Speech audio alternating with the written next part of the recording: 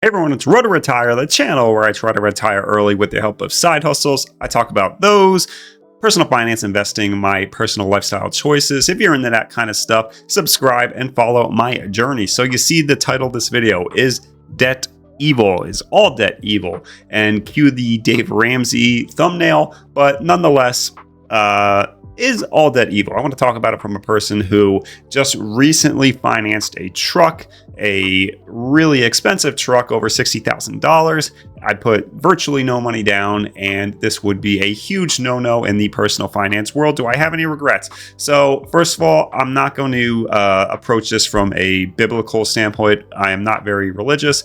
So if you are a strong believer in the Bible, you already know the answer to this question, that yes, you do believe that all debt is evil. And in the words of Dave Ramsey himself, the borrower is slave to the lender. That is a biblical principle. So from a religious standpoint, yes, debt is evil. So let's clear that out of the way, and let's go to the personal finance and the personal lifestyle side of it. So in the United States, prices are skyrocketing enormously. You know, after you had the COVID run-up of house prices, extremely hard to pay off a house unless you've been saving for decades. But a lot of people, even Dave Ramsey included, are not the type to say that you need to buy your house in cash. But I want to go to the stuff like automobiles and other items where you kind of almost are forced to finance unless you are a ridiculously high earner or you saved like over 50% of your income or something ridiculous like that. Even then, you're not investing. But anyway, is the debt evil then? So someone like me, here's my situation. December 2023, I financed a truck for $64,000, 5 years, and a really horrible interest rate at 8.3. And technically, I could have paid it in cash using like emergency reserves and stuff like that, but I hate touching that unless it's truly an emergency, and I don't really want to touch any excess of like the 3 to 6 months of emergency fund in that account, because I think using that for something like a car where it's not like pre-planned that you're going to save up for a car is really stupid, and it's more beneficial to be covered in an emergency with cash rather than draining it on a car. And a car is a depreciating asset. So you would say like, hey, having a huge loan on a depreciating asset when the interest rate, like any interest rate on an automobile, is stupid, because the cars could depreciate over time while the interest rate is only going to build your payments. So why would I do such a thing? And is this debt kind of screwing me? So as of today, when I'm recording this at the end of March in 2025, so it hasn't even been a full year and a half yet, the truck is down to $9,000. So I went super aggressive with my side hustles, going all into this truck. I've only recently started not paying the truck and started going to dividend funds instead. But yeah, that truck, honestly, in hindsight, was a pretty huge burden on me. And I don't have any regrets about the truck per se. I wish I maybe would have gotten one. I wish I would have been a little more patient and got one that had a few more miles on it and get that price down a little bit more. But nonetheless, I expect to drive this thing into the ground, and I'd be really upset if I don't get at least 300,000 miles out of it.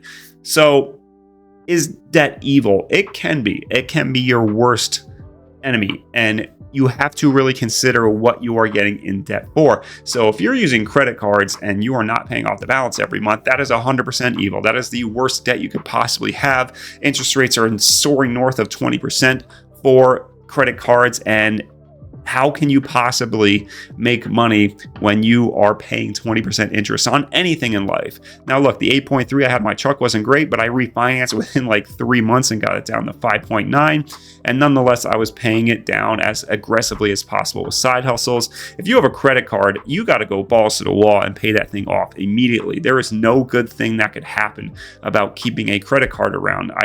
The stuff about credit scores and keeping a balance on there is the dumbest thing on earth. You are using a credit card, and even if you pay it off every single month with no, like even like $1 balance remaining, your credit score is still going to build up because you're utilizing debt and you're paying it off immediately. And the credit score is nothing more than just like a how are you at taking advantage of credit and actually paying it back on time. So if you're just using credit card and paying it back, your credit score is going to be just fine.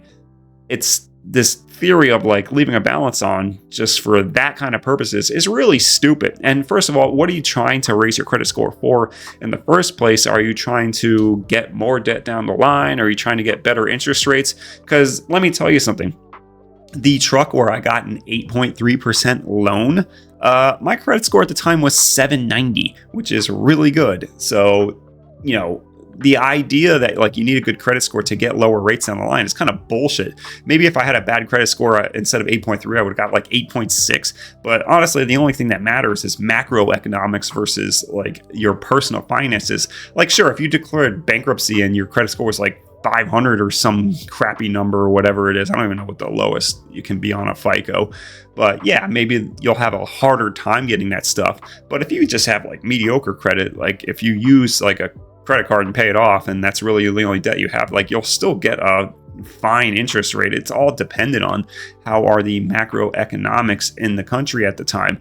Like the houses during the COVID boom, you were getting there's people with interest rates from like 2 to 4%, which is astronomically low for a mortgage. And it's like, it doesn't matter what your credit score was back then, you were getting a really good rate because that's what macroeconomics indicated. So the idea of like needing to boost your credit score is kind of stupid in my opinion. As long as you have a little bit, I wouldn't suggest like to never get a credit score or anything like that. That's a little absurd. But debt, if you're trying to use debt as a tool to lever future debt, then that's just an idiotic approach in my opinion. And that is when it can become evil, and you're trying to catch like falling knives here. You're playing with fire. You're trying to catch what's the term I'm looking for? You're trying to like get pennies under a bulldozer. It's just not worth it. And debt can spiral your life out of control if it's really not careful. When I took out that huge truck loan, I knew that we were going to pay off the mortgage very soon, and that truck would be the loan debt in our household. And knowing that I was going to work my butt off and just put side hustle money towards it, it didn't end up being like as huge a burden as it could be to someone else out there who saw someone like me get a truck and say, oh, it must be okay to spend that much money on an automobile, when in reality they don't work their butt off on side hustles or whatever. They don't have extra income, or they're not a high earner in their 9-to-5 job. That debt could cripple you. I mean, if you don't have the time and resources to invest outside of that truck payment, you could be shooting yourself in the foot. Your retired life is severely impacted by that. You don't have enough money to cover your medical costs in retirement. It could be a dangerous spiral. So is all debt evil? I don't believe so, but you really got to keep it under wraps, especially if you're someone like me trying to retire early. Then debt is an absolute nightmare, and you want to get your monthly burn rate down as small as possible. So hope you enjoyed this video. Chime in down below with your thoughts on debt, and if you utilize it or not. Maybe you're the type of person who uses leverage on it.